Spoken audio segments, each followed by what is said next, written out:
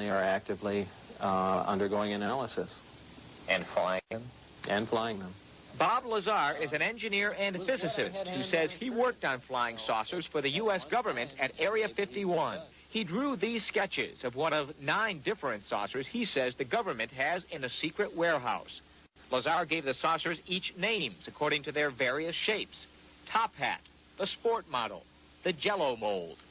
Called in to help figure out how they work, Lazar says the saucers are powered by an antimatter generator, fueled with an element which he says could only have come from another planet. They set up and produce their own gravitational field.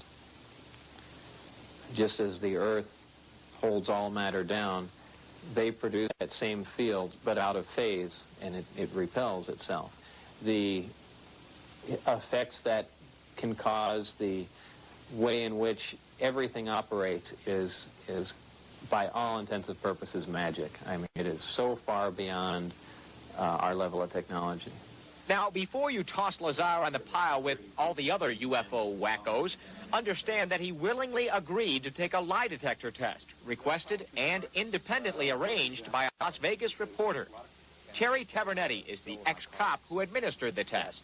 If he's lying, he ought to be in Hollywood, because he gave absolutely no physiological indications of attempting deception.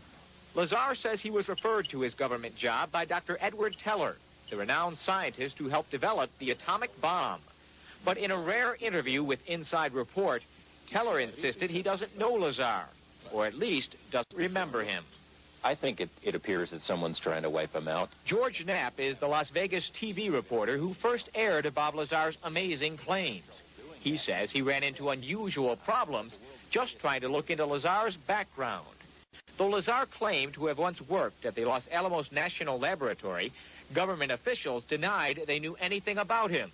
But when Knapp came up with a phone directory listing Lazar's name, Los Alamos grudgingly admitted he had spent some time there. Officials at the hospital where Lazar was born even denied the simple fact he was born there, until Knapp tracked down the doctor who delivered Lazar. I find Bob to be credible, and the main reason is because the story hasn't changed. It's stayed from the beginning. It's been the same. It hasn't expanded like some of these UFO tales you hear. It's been the same. And we've been through a lot of different interview sessions, many on camera, many more off camera. And it stayed exactly the same, consistent. But even inside the community of UFO believers, there are many who are skeptical of Bob Lazar's claims. Nuclear physicist Stanton Friedman says Lazar may indeed be the real thing.